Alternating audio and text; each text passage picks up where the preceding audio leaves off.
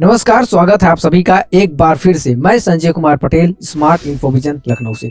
आज का ये वीडियो काफी इंपॉर्टेंट होने वाला है क्योंकि आज इस वीडियो में हम बात करने वाले हैं how to select best interactive flat panel in India. अगर आप भारत में रहते हैं और कोई भी डिजिटल बोर्ड परचेज करने के बारे में सोच रहे हैं तो आपके मन में ये सवाल जरूर आता होगा कि हम कैसे बेस्ट इंटरेक्टिव फ्लैट पैनल अपने लिए चुन पाएं, सिलेक्ट कर पाएं। तो आज के इस वीडियो में मैं आपको कुछ ऐसे पॉइंट्स बताने वाला हूं जिसे आपको जरूर ध्यान देना चाहिए जब भी आप कोई इंटरेक्टिव फ्लैट पैनल लेने जा रहे हो।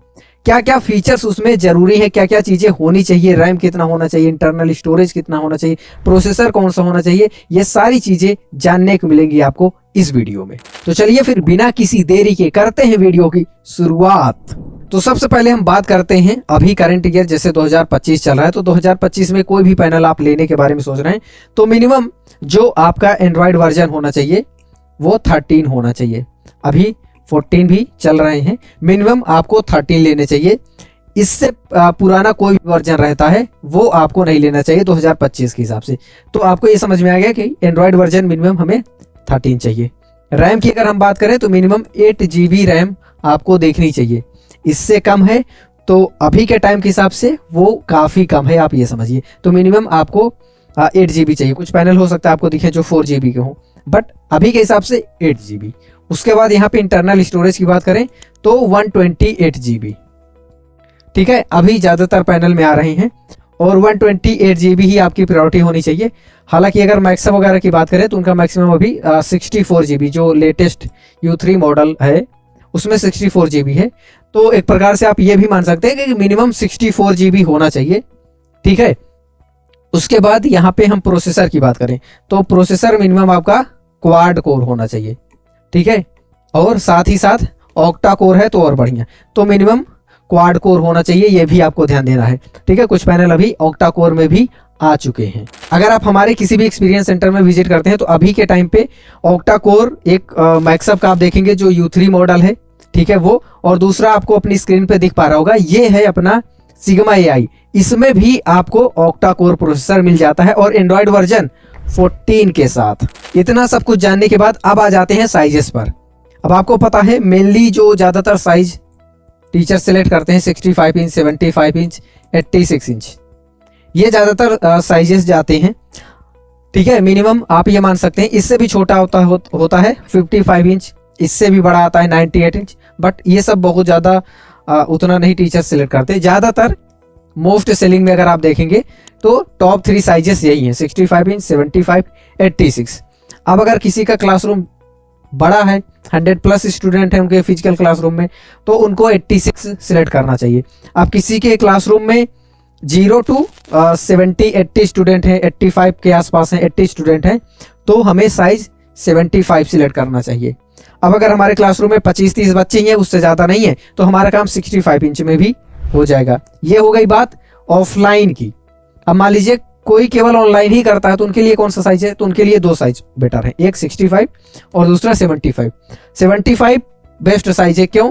क्योंकि ये ना तो ज़्यादा छोटा है और ना ज़्यादा बड़ा, इसीलिए इसको एक आइडियल साइज बोला जाता है। तो चाहे आप ऑनलाइन करने वाले हों चाहे ऑफलाइन करने वाले हों, 75 ले लेंगे तो आपको ना तो ज़्यादा छोटा लगेगा और ना ही ज़्यादा बड़ा। तो चलिए अब हम आगे बढ़ते हैं। इसके बाद आपको पैनल की क्वालिटी भी देखनी चाहिए। पैनल की क्वालिटी मतलब पैनल का जो ग्लास है, ये ग्लास मजबूत है कि नहीं, आप हाथ वगैरह थोड़ा सा मार के देख सकते हैं। आप कोशिश करिए कि जिस भी ब्रांड का पैनल लेने जा रहे हैं उसका एक फिजिकल विजिट करके उसका खुद से आप एक्सपीरियंस लीजिए, ठीक है। तो नियर बाई आप देखिए कि आपके नियर बाई में कौन सा एक्सपीरियंस सेंटर है, उस एक्सपीरियंस सेंटर में जाके विजिट करिए। अगर आप हमारे एक्सपीरियंस सेंटर आना चाहते हैं तो यूपी में है तो आप लखनऊ आ सकते हैं, नोएडा आ सकते हैं, दिल्ली के आसपास रहते हैं तो बिहार के लिए पटना आप जा सकते हैं, गुजरात में रहते हैं तो अहमदाबाद में ब्रांच है, पुणे में है, जयपुर में है, तो कई जगह पे ब्रांचेस है। और डिटेल में अगर आपको जानना है ब्रांचेस के बारे में कैसे आप विजिट कर सकते हैं तो स्क्रीन पे एक नंबर दिख रहा होगा, उस पर आप कॉल कर सकते हैं।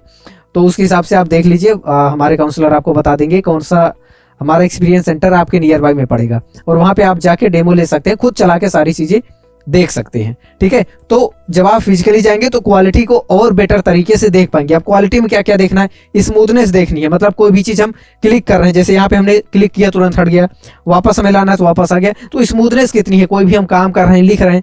राइटिंग एक्सपीरियंस, मतलब डिले नहीं होना चाहिए, जैसे यहाँ पे अगर हम लिख रहे हैं संजय कुमार, ठीक है, पटेल, तो आप देख पा रहे होंगे काफी स्मूथ चल रहा है, कहीं पर भी लैगिंग नहीं है, स्लो नहीं है। अगर हम फास्ट लिखते हैं, ये देखिए, तो इस तरीके से लैगिंग नहीं होनी चाहिए राइटिंग में, क्योंकि अगर स्लो रहता है, जैसे हमने यहाँ पे x square plus b square लिख दिया, तो कई केसेस में एक्स आता है फिर स्क्वायर आता है, तो ये एक्सपीरियंस खराब करता है और आपको भी पढ़ाना नहीं अच्छा लगता, बच्चों को भी नहीं अच्छा लगता, ऑनलाइन जो लोग देख रहे हैं उनको भी नहीं अच्छा लगेगा। तो इसलिए राइटिंग एक्सपीरियंस, अगर हम बात करें कोचिंग्स के, स्कूल की, जो लोग एकेडमिक का कंटेंट पढ़ाते हैं, जिनको लिख लिख के बहुत ज़्यादा पढ़ाना रहता है, उनके लिए राइटिंग एक्सपीरियंस तो बहुत ज़्यादा इंपॉर्टेंट है। हालांकि जितने टाइप के कंटेंट क्रिएटर हैं, इन सब के लिए राइटिंग एक्सपीरियंस बहुत ज़्यादा इंपॉर्टेंट है। ठीक है, अपडेटेड नोट, आप देखिए कि जो नोट आपको दिया जा रहा है वो कहीं एंड्रॉयड 9 वाला तो नहीं है, कहीं एंड्रॉयड 8 वाला नहीं, तो या बहुत पुराना नोट तो नहीं है, लेटेस्ट चीज़ें उसमें होनी चाहिए, मैथमेटिक्स के सारे टूल्स होने चाहिए, और भी जो नेसेसरी काम की चीज़ें हैं सबका गोल अलग अलग रहेगा। जैसे मान लीजिए एक यूट्यूबर हैं तो उनका गोल अलग रहेगा, कोई कंटेंट क्रिएटर हैं अदर फील्ड के, जैसे मान लीजिए एकेडमिक का ले लीजिए, मान लीजिए कोई केमिस्ट्री के टीचर हैं, तो केमिस्ट्री के टीचर को केमिस्ट्री वाले टूल्स उसमें मिल रहे हैं कि नहीं, क्या केमिस्ट्री के वो काम उस पैनल पे कर पा रहे हैं, नहीं। कोई फिजिक्स का टीचर है तो फिजिक्स के टीचर को क्या चाहिए, फिजिक्स के बहुत सारे टूल्स चाहिए, सिमुलेशन वगैरह चाहिए, वो सारी चीज़ें उसमें अवेलेबल हैं कि नहीं, ये सारी चीज़ें मैटर करती हैं। ठीक है, तो नोट भी अपडेटेड होना चाहिए, और जो इंपॉर्टेंट फीचर हैं, जो आपके काम के फीचर हैं, वो चीजें उसमें मिल रही हैं कि नहीं मिल रही, ये भी आप देखिए। और अगर आप एक टीचर हैं तो आपके लिए पीडीएफ पीपीटी मैटर करता है, तो आप ये भी देखिए कि क्या उस पैनल में आप पीडीएफ और पीपीटी पे पढ़ा पाएंगे, अगर पढ़ा पाएंगे तो कैसे पढ़ा पाएंगे, क्या मीडियम यूज करेंगे, ये सारी चीजें आप चेक करिए। इमेजेस मान लीजिए अगर आपको इंपोर्ट करने की जरूरत पड़ रही, वो कर पाएंगे कि नहीं कर पाएंगे और कैसे कर पाएंगे, यूट्यूब चलेगा कि नहीं चलेगा, प्ले स्टोर उसमें है कि नहीं है। मान लीजिए अगर आपके लिए मैटर करता है तो आप चेक करिए, नहीं मैटर करता है तो कोई बात नहीं, प्ले स्टोर रहता है तो क्या होता है कि जो भी एंड्रॉयड एप्लीकेशन है वो आप उसमें यूज कर पाते हैं, इंस्टॉल कर पाते हैं। ठीक है, ब्राउजर रहेगा तो आप इंटरनेट पे कुछ भी सर्च कर सकते हैं, कोई भी वेबसाइट ओपन कर सकते हैं। और अब हम बात करते हैं सर्विस की। अगर आप कोई भी पैनल ले रहे हैं तो आप देखिए कि उसमें आपको सर्विस कैसे मिलेगी, और जिस भी ब्रांड का आप लेने जा रहे हैं उसके बारे में भी थोड़ा सा रिसर्च कर लीजिए कि इनकी सर्विस कैसी है। हो सकता है पैनल ठीक आपको लग रहा हो, लेकिन बाद में चल के सर्विस में प्रॉब्लम हो, आपके पैनल में कोई दिक्कत आए तो आपको रियल टाइम में सपोर्ट ना मिल पाए, आपका फ़ोन ना उठे, तो ये सारी बहुत सारी दिक्कतें आती हैं टीचर्स के साथ। तो इसलिए आप ये ज़रूर चेक कर लीजिए कि सर्विस कैसी है।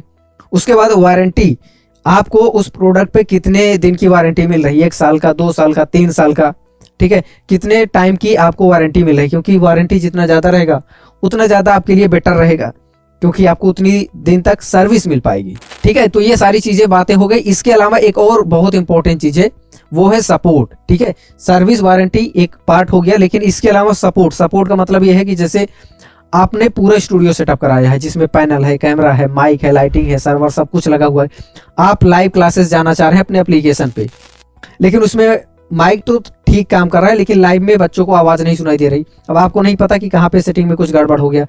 अब उतने ज़्यादा आप मान लीजिए टेक्निकल नहीं है तो कैसे हेल्प होगा। आप यूट्यूब पे वीडियो सर्च करेंगे तो इस तरह के वीडियोज अभी बहुत कम है। मोबाइल से रिलेटेड, लैपटॉप से रिलेटेड, पीसी से रिलेटेड ट्यूटोरियल आपको, उसकी प्रॉब्लम के सॉल्यूशन आपको यूट्यूब पे मिल जाएंगे, लेकिन पैनल से रिलेटेड बहुत कम वीडियो अवेलेबल है, ना के बराबर है, तो नहीं मिलता। तो ऐसे में हमें चाहिए होता है कि कोई एक टेक्निकल एक्सपर्ट, ऐसा सपोर्ट देने वाली टीम जो हमें रियल टाइम में हमें सपोर्ट कर पाए, कोई भी दिक्कत आती तो। ये बहुत जरूरी है आज के टाइम पे। तो जितनी सारी चीजें हमने बताई आपको वो तो जरूरी हैं, वो सारी चीजें एक तरफ, और दूसरी तरफ सपोर्ट, ये दोनों चीजों का अगर कॉम्बिनेशन आपको मिल जाता है तो बेस्ट है फिर। तो उम्मीद है आपको इस वीडियो में ये समझ में आया होगा कि आप अपने लिए बेस्ट पैनल कैसे सिलेक्ट कर सकते हैं। अगर आपको ये वीडियो काम का लगा, आपके लिए यूजफुल रहा, तो इस वीडियो को लाइक करके आप कमेंट में आप बता सकते हैं कि आपको ये वीडियो कैसा लगा। इसी तरह के और वीडियोस देखते रहने के लिए इस चैनल को आप सब्सक्राइब कर सकते हैं। आपसे फिर मुलाकात होगी अगले वीडियो में, तब तक के लिए नमस्कार।